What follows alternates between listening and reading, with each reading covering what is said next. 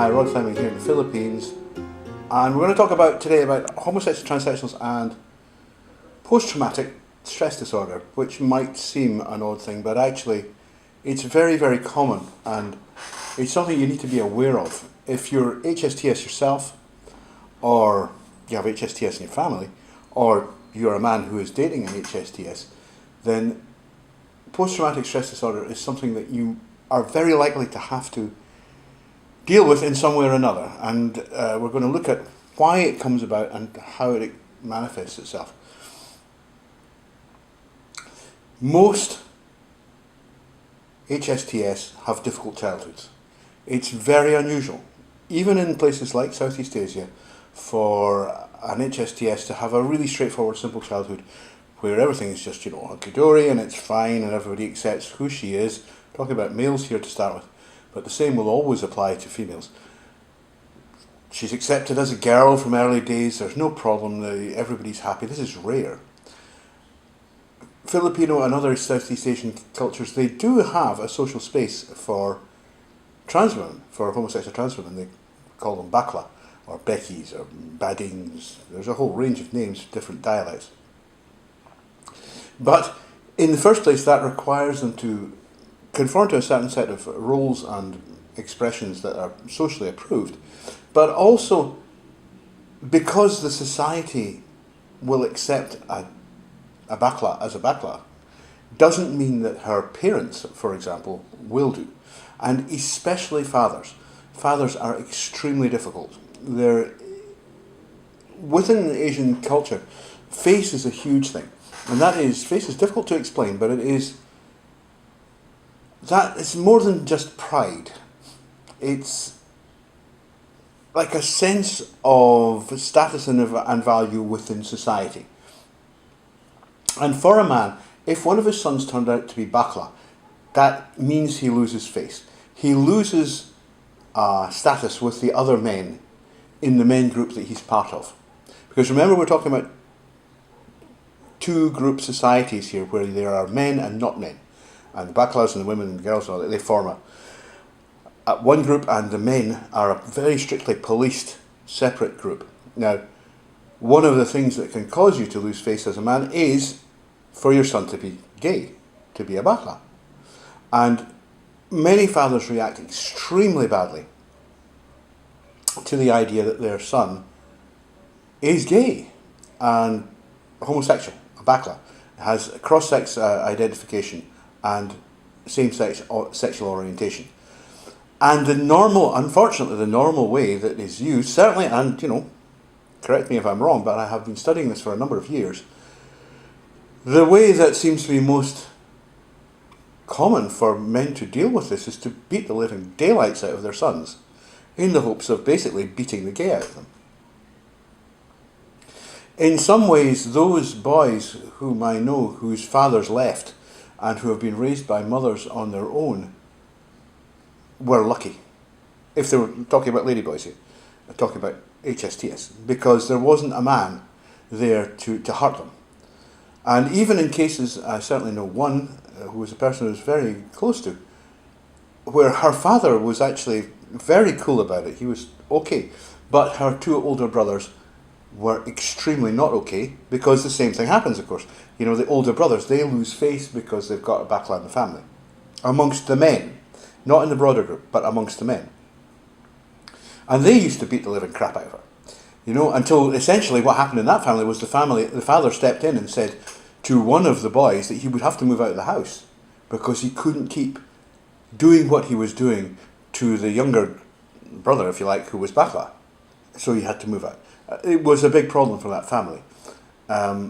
Tragic, really. The father was a really nice guy. I really liked him. And he was completely like, all you kids are equal and I love you all. You can't behave like this amongst each other. But it shows you what's going on. I personally know ladyboys who have severe scarring from injuries received during childhood. I think I might have mentioned before, one girl who has, if it's under her hair, she's lucky, but she actually has a crease in her skull where her father hit her with a piece of wood for being, quotes, gay. She was like 5, 4 or 5 years old. I've known stories of children like this being tied up to red ants' nest so that they would get bitten. Of children like this being tied up by the heels. Kevin Ballot, that beautiful and highly successful trans model from the Philippines, who comes from Tarlac, very close to here. She was quite open about saying that her father used to chain her up with the dogs in the family yard, you know, and he used to beat her. And it damages people. This really damages people.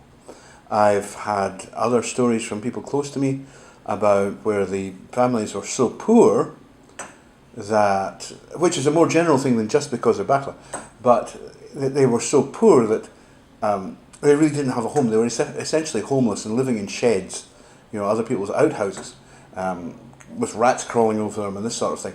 And this causes post-traumatic stress disorder in adults. It just does. And one of the things you'll have to be aware of, if you're, sorry, it's really hot here, I don't have the fans on so that the sound is better. If you're involved with trans women in Asia, and I think it's also the case in the West, HSTs, principally, because remember, AGP doesn't usually appear in childhood, right? So there may well be traumas associated with it, but they come later. For HSTs, they're going through this thing that they don't understand, you know, from the age of 2, 4, 5, 6, this sort of age, and they understand what they are. An HSTs absolutely, male to feminine HSTs absolutely understands what she is. She's a girl, right? That's it. What she doesn't understand is why everybody else is so angry because she's a girl. And she really doesn't get it. They don't understand this. And then when they're beaten or caused extreme deprivation or shunned by their families and people they love, and they have a right to expect love from, this damages them. This causes real problems. And so it's not that uncommon to find people like this exhibiting things like, and I've discussed this before, borderline personality disorder, which was triggered by the traumatic events in childhood, unquestionably. They've got problems with depression. They've got problems with losing partners, you know, which they will then get in a position where it's almost guaranteed that the relationship will end because it's almost like it's going to happen anyway, so I might as well get it done now. You know, because when you thrash a child, when you hurt a child, that child it loses the understanding that it's supposed to be loved. It's meant to be loved. Children are meant to be loved, no matter what. That's it. The role of a parent is to love their children. It's not to force them to be what the parents think they should be. And that's basically what the problem is with the gender crit movement, is that they think that they know better than the kids what they should be. And that's just a nonsense. That is just a nonsense. And whereas I think that some people within the gender crit movement are probably quite well-meaning, the fact is that they are basically giving ammunition to the most unpleasant, nasty, evil people out there who will say, oh, well, yes, absolutely, we can't have little Johnny turning into Josephine, so let's just beat the living shit out of him until he stops. And that's what happens. That is absolutely what happens. And like I say, well, I thought we'd got kind of past that in the West, but apparently not. Apparently not. The gender crits are back with a vengeance, so we have to be aware of this. So what am I saying here is, first of all, if you are TS, if you are HSTS, and you've gone through this, you must recognise you're not alone. That nearly all of your sisters will have experienced something similar. Usually the person who stands as support, who helps the HSTS out, who shields her from the worst excesses of violence, is her mother. And HSTS tend to be extremely close to their mothers. An HSTS who loses her mother in childhood will be traumatised beyond belief. Their fathers, not so much, because it's usually the fathers who cause the problems, especially in Asia. Not always. Quite often the father is gone. But if he's there, he can be a problem. And so you must realise, HSTS, that you aren't alone, that most HSTS will be experiencing feelings similar to the ones you feel, of self-doubt, of negativity, of depression, of suicidality, all of these things. And these are not happening because you're transsexual, they're happening because you're suffering PTSD, because of the things that were done to you as a child. Now you've got to understand there's nothing wrong with you because you're transsexual. That's perfectly normal. It's a normal expression of human sexuality. Being thrashed within an inch of your life for expressing it, that is not normal. And you have a right to be angry and to blame the people who did that to you.